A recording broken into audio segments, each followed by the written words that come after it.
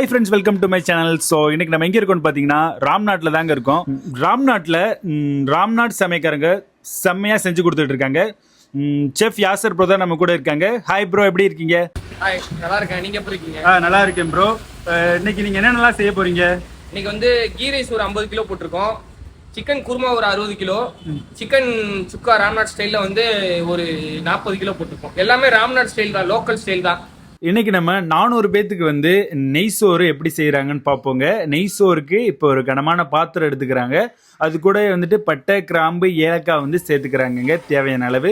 அதுக்கப்புறமா நம்ம வந்துட்டு தேங்காய் எண்ணெய் சேர்க்குறாங்க. தேங்காய் எண்ணெய் அந்த பட்டை, கிராம்பு, ஏலக்காய் மேலேயே வந்து ஊற்றுறாங்க. தேங்காய் எண்ணெய் அடுப்பை நல்லா எரிச்சு விட்டுக்கிறாங்க. இப்போ தேங்காய் எண்ணெய் சேர்த்ததுக்கு அப்புறமா நெய் சேர்க்குறாங்க. நெய் சோறுக்கு முன்னாடியே நெய் வந்து சேர்த்துடுறாங்க. இப்போ ஃபைனலாக சாப்பாடை தம் போட்டு உடைக்கும் போதுமே நெய் சேர்த்து தான் வந்துட்டு பழுமாறுவாங்க.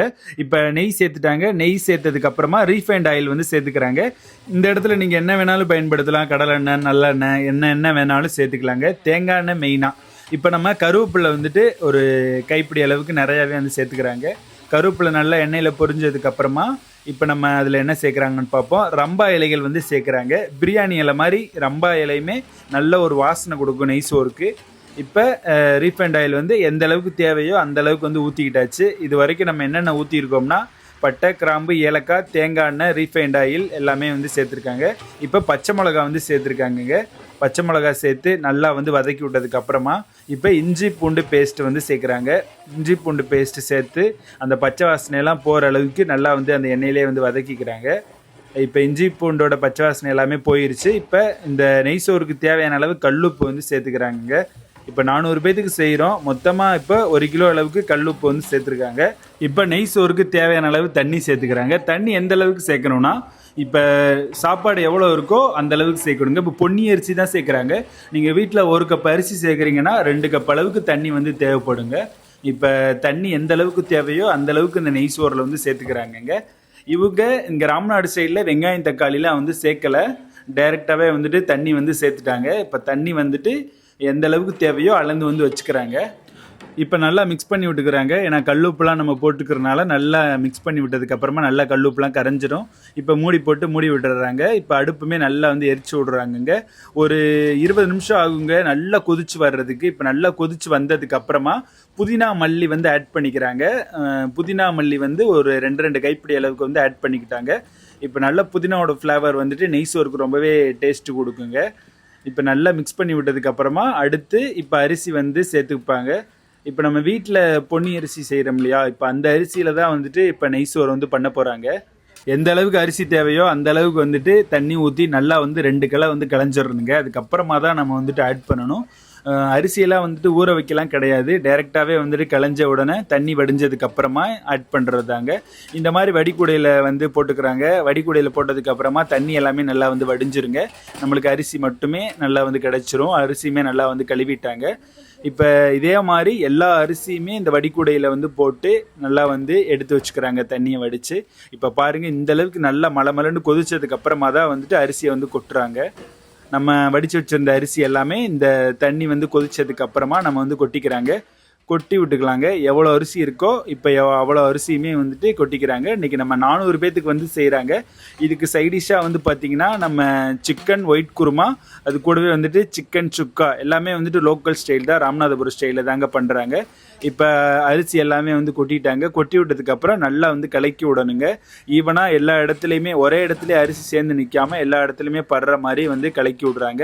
கொஞ்ச நேரம் மூடி வச்சுட்டு திறந்து பார்த்தீங்கன்னா நல்லா அரிசியும் தண்ணியுமே வந்துட்டு சம அளவுக்கு வந்ததுக்கு அப்புறமா தான் வந்து தம் போடுறாங்கங்க.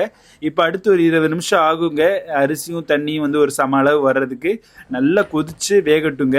இப்போ பாருங்கள், அரிசி நல்லா வெந்துட்டு இருக்குது, நல்லா கொதிச்சு வெந்துட்டு இருக்குதுங்க. அந்த தண்ணி எல்லாமே வந்துட்டு உறிஞ்சிடணுங்க. கடைசியில் நம்ம சாப்பாடை பார்க்கும்போது நல்லா புழுன்னு இருக்கணுங்க இந்த பொன்னி அரிசி. இப்போ பாருங்கள், நல்லா கொதிச்சு அந்த ஏலக்காய், பட்டை, கிராம்பில் நல்லா அரிசி வெந்து வந்துட்டு இருக்குது. இப்போ அரிசியும் தண்ணியுமே வந்துட்டு சம அளவு வந்துருங்க. இப்போ இந்த டைமில் உப்பு பார்க்குறாங்க. உப்பு டேஸ்ட்டு இப்போ ஏதாவது நம்ம போடணுமா அப்படின்னு சொல்லிட்டு, காரம் கம்மியாக இருந்தால் பச்சை மிளகா ஆட் பண்ணிக்கலாம் அந்த டயத்தில். அது கூடவே உப்பு பத்தலைனா போட்டுக்கலாம். இதனால நல்லா தண்ணி கொஞ்சம் உப்பு கொஞ்சம் தூக்கலாக இருக்கணும். இந்த டைமில் கொஞ்சம் பத்தாமல் இருந்துச்சு, அதனால் இப்போ கொஞ்சம் உப்பு வந்து போட்டுக்கிறாங்க. இப்போ உப்பு போட்டதுக்கப்புறமா நல்லா வந்து மிக்ஸ் பண்ணி விடுறாங்க. நல்லா கிண்டி விடணுங்க. ரொம்ப தண்ணியாக இருக்கும்போதே தம் போட்டுறக்கூடாது. இந்த மாதிரி நல்லா கலன்னு இருக்கணுங்க. அரிசியும் தண்ணியும் சம அளவுக்கு வந்துருச்சு. இப்போ தம் போட்டுருவாங்க இன்னும் கொஞ்சம் நேரத்தில். தம் போட ரெடி ஆயிடுச்சுங்க. இப்போ சாப்பாடு வந்துட்டு ஒரு 3/4 பதத்துக்கு மேலேயே வந்து வெந்துருச்சு. மீதி ஒரு 1/4% வந்து இந்த தம்லேயே வந்து வேக வைப்பாங்க. இப்போ அடுப்பை வந்து பிரிச்சிடணுங்க. பிரிச்சுட்டு இந்த மாதிரி ரவுண்டு கட்டி வேக வைக்கணும். மேலே வேணாலும் தணல் வந்து போட்டுக்கலாங்க. தணல் போட்டு இப்போ இந்த மாதிரி ரவுண்டு கட்டி விட்டாங்கன்னா நல்ல தம் வந்து ஈவனாக வந்து தம் ஆகும் சாப்பாடு. இப்போ திறந்து பார்த்தீங்கன்னா சூப்பரான ராமநாதபுரம் ஸ்டைல் நெய் சோறு வந்து ரெடி ஆயிருங்க. இப்போ நம்ம வந்துட்டு இப்போ அரிசி பாருங்கள் எந்த அளவுக்கு மேலே வந்து நிற்கிதுன்னு. தண்ணி எல்லாமே உறிஞ்சிருச்சு. சாப்பாடுமே இப்போ பார்க்கும் போதே பொழுன்னு இருக்குதுங்க. இப்போ ஃபைனல் டச்சில் உடைக்கக்கூடாது. இப்போ நெய் ஊற்றிட்டு தான் ஃபுல்லாக வந்து உடைக்கணுங்க. இப்போ நெய் எந்த அளவுக்கு தேவையோ இப்போ அந்த அளவுக்கு வந்துட்டு நல்லா வந்துட்டு சேர்த்துக்கலாங்க. சேர்த்ததுக்கு அப்புறமா இந்த சாப்பாடை வந்து உடைக்கணுங்க. நல்லா அந்த நெய் எல்லா இடத்துலையும் படுற மாதிரி நல்லா சூப்பராக வந்து உடைச்சிக்கிறாங்க. இந்த மாதிரி வீட்டில் செஞ்சு பாருங்க, ரொம்பவே சூப்பராக இருக்குங்க. மேலும் உங்களுக்கு ஆர்டர்ஸ் ராம்நாடு சரௌண்டிங்கில் இருந்தீங்கன்னா அந்த கல்யாணம் காது குத்து என்ன ஃபங்க்ஷனாக இருந்தாலும் ராம்நாடு சமையல்காரங்க வந்து கூப்பிடுங்க. செம்மையாக வந்து பண்ணி கொடுப்பாங்க. எல்லா டிஷ்ஷுமே வந்து பண்ணி கொடுப்பாங்க. பிரியாணிலாம் சூப்பராகவே பண்ணுவாங்கங்க. இப்போ நம்ம நெய் சோறு வந்து ரெடி ஆயிடுச்சுங்க. ஃபைனல் டச்சுக்கு வந்து வந்தாச்சு. இப்போ நம்ம நெய் சோறு ரெடி. அது கூடவே வந்துட்டு ஒயிட் குருமா, சிக்கன் உருளைக்கிழங்குலாம் போட்டு ஒயிட் குருமா, இதுக்கு ரொம்பவே நல்லா இருக்கும் ஊற்றி சாப்பிட்றதுக்கு. இந்த நெய் சோறுக்கு வந்துட்டு செம்ம சைடிஷாக இருக்கக்கூடிய சிக்கன் சுக்கா, அதுவும் ராமநாதபுரம் ஸ்டைலில். வாங்க எப்படி செய்யறதுன்னு பார்க்கலாங்க. ஷார்ட்டாகவே சொல்லிடுறேன். இதே மாதிரி நீங்கள் ட்ரை பண்ணி பாருங்க. தமிழ்நாட்டிலேயே ஃபேமஸான சிக்கன் சுக்கா எங்கள் ஊர் ராம்நாட்டில் தாங்க பண்ணுவாங்க. வாங்க அந்த டிஷ் எப்படி செய்யறதுன்னு பார்க்கலாம். கனமான பாத்திரம், அதில் வந்துட்டு தண்ணி வந்து நல்லா கொதிக்க வச்சுக்கணுங்க. இப்போ நம்ம சுக்காவுக்கு வந்துட்டு சிக்கன் கழுவி கட் பண்ணி வச்சிருக்கோம். இப்போ அதை வந்து ஆட் பண்ணிக்கிறோங்க. ஆட் பண்ணி சிக்கனை வந்துட்டு அரை வேக்காடு அளவுக்கு வேக வச்சுக்கணும். சுடுதண்ணியில இருந்து நம்ம எல்லா சிக்கனையுமே வந்துட்டு தண்ணியோட வடிகட்டி எடுத்துக்கலாம். அந்த தண்ணியை கீழே ஊத்திடாதீங்க, அப்படியே வந்து வச்சிருங்க. கனமான ஒரு பாத்திரம் எடுத்துக்கலாம். அந்த பாத்திரத்துல தேவையான அளவு எண்ணெய் சேர்த்துக்கலாங்க. இப்ப பட்டை, ஏலக்காய், கிராம்பு வந்து சேர்த்துக்கலாங்க. இது நல்ல வாசனை வந்ததுக்கு அப்புறமா நம்ம வந்துட்டு பட்டை வத்தல் வந்து ஆட் பண்ணிக்கிறோங்க. வத்தல் செவந்த உடனே நம்ம கருவேப்பிலை வந்து சேர்த்துக்கலாங்க. நல்லா வந்து வதக்கி விடணும். நல்லா வதக்கி விட்டதுக்கு அப்புறம் நம்ம பெரிய வெங்காயம் ஸ்லைஸா கட் பண்ணி வச்சிருக்கோங்க. இப்ப நம்ம அந்த வெங்காயமே சேர்த்து இந்த எண்ணெய் கூட நல்லா வந்து வதக்கிக்கலாங்க. தீயை நல்லா எரிச்சு விடுங்க. இப்ப நல்லா வெங்காயம் வந்து கலர் சேஞ்ச் ஆகி வரணும். இந்த கேப்ல நம்ம உப்பு, தக்காளி, இஞ்சி, பூண்டு வந்து ரெடியா எடுத்து வச்சுக்கணுங்க. இப்ப வெங்காயம் இந்த அளவுக்கு நல்லா வதங்கினா போதுங்க.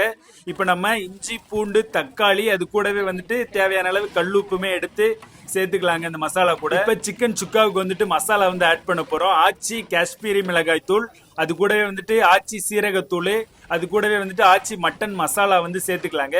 சேர்த்து இந்த வெங்காயம், தக்காளி, இஞ்சி, பூண்டு கூடயே நல்லா அந்த மசாலாவை வதக்கி விடுங்க. இப்ப நம்ம காரத்துக்கு மிளகு தூளுமே கொஞ்சம் தூக்கலாவே வந்து சேர்த்துக்கிறோங்க. நல்லா வந்து மசாலா வந்து வதக்கி விட்டுக்கலாங்க.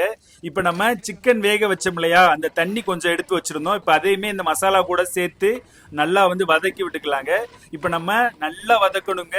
இந்த மசாலால இருந்து எண்ணெய் பிரிஞ்சு வந்ததுக்கு அப்புறமா தான் நம்ம அரை வேக்காடா வேக வச்சிருந்தோம்ல சிக்கனு, இப்ப அதை வந்து நம்ம வந்து ஆட் பண்ணிக்கிறோங்க. இப்ப நல்லா இந்த அரை வேக்காடு வெந்த சிக்கனை வந்துட்டு நல்லா இந்த மசாலா கூட மிக்ஸ் பண்ணிக்கணுங்க. ஏற்கனவே வந்துட்டு சிக்கன் வந்து 50% அளவுக்கு வெந்துருச்சுங்க. இப்ப மசாலாலே 50% வேக வைக்க போறோம். ஆட் பண்ண எல்லா சிக்கன் பீஸ்லயுமே இந்த மசாலா படுற மாதிரி வதக்கி விட்டுக்கணுங்க. இப்ப நல்லா இந்த மசாலாலே வேகணும் சிக்கனு. அப்பதான் வந்துட்டு அந்த சிக்கன்ல வந்துட்டு மசாலா நல்லா இறங்கி டேஸ்ட் ரொம்பவே சூப்பரா இருக்குங்க.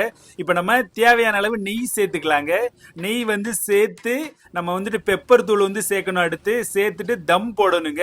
தம் போட்டு தம்லயே வந்துட்டு ஒரு 10 நிமிஷம் வந்து வேக வைக்கணும் சிக்கனை. அப்பதான் வந்துட்டு சிக்கன் உடையாம நல்ல ஒரு அல்டிமேட்டான ஒரு டேஸ்ட் கொடுக்குங்க. நமக்கு இந்த சுக்கா யார் செஞ்சு கொடுத்தாங்கன்னா ராம்நாடு சமையல் கரண்ட் செஃப் யாசர் அவங்க தான் செஞ்சு கொடுக்குறாங்க. உங்க வீட்டுல கல்யாணம், காது குத்து என்ன ஃபங்க்ஷனா இருந்தாலும் தரமா வந்து செஞ்சு கொடுப்பாங்க. அவங்க நம்பர் கொடுத்துருக்கேன், மறக்காம கான்டாக்ட் பண்ணிக்கங்க. 10 நிமிஷம் கழிச்சு தம் உடைச்சு பார்த்தோம்னா அல்டிமேட்டான வேற லெவல் டேஸ்ட்ல சிக்கன் சுக்கா ராமநாதபுரம் ஸ்டைல்ல வந்து ரெடி ஆயிருங்க. மறக்காம நம்ம சேனலை லைக், ஷேர் அண்ட் சப்ஸ்கிரைப் பண்ணிட்டு போங்க மக்களே. இதே மாதிரி உங்க வீட்லயுமே ட்ரை பண்ணி பாருங்க. மறக்காம நம்மள ஒரு ஃபாலோ பண்ணிக்கங்க. இது போல வந்து உங்களுக்கு எதுவும் சமையல் தேவைப்பட்டா நெய்ச்சோறு, ஒயிட் ரைஸ், குருமா, குழம்பு, பிரியாணி இந்த மாதிரி எதுவும் தேவைப்பட்டா எங்களை கூப்பிடுங்க. நாங்கள் இந்த ராம்நாட்டுக்குள்ள தான் சுற்றிட்டு திரிவோம். நம்ம செஃப் யாசர் வந்து நம்ம கூட இருக்காங்க. இவங்க பெரிய ஃபங்க்ஷனாக இருந்தாலும் சரி, சின்ன ஃபங்க்ஷனாக இருந்தாலும் சரி, கல்யாணம், காது குத்து எல்லாத்துக்குமே வந்துட்டு எவ்வளோ பேத்துக்கு வேணாலும் ஆல் ஓவர் தமிழ்நாடு சமைச்சு கொடுத்துக்கிட்டு இருக்காங்கங்க. முக்கியமாக இவர் ராம்நாட்டிலே ரொம்பவே ஃபேமஸான செஃப்பு. இப்போ இவர் தான் இன்னைக்கு நம்ம வந்து சமைச்சு காட்ட போகிறாங்க. நெய் சோறு, அது கூட வந்துட்டு சிக்கன் சுக்கா, அதுக்கு சைடிஷா வந்து சிக்கன் குருமா வந்து செஞ்சு காட்டுறாங்க. இந்த ஸ்டைல் வந்து ரொம்ப ஃபேமஸ் ராம்நாட்டில். Super bro. உங்க கான்டாக்ட் நம்பர் சொல்லுங்க. என் கான்டாக்ட் நம்பர் வந்து 9840564876. Okay bro, thank you bro. Thank you. ஒரு 50 கிலோ நெய்ச்சோறு நல்லா பொலண்டு ஒரு 50 கிலோ போட்டாச்சு. மறக்காம டிஜிட்டல் மீனவன் சேனலை சப்ஸ்கிரைப் பண்ணிக்கிறீங்க. Tata bye by.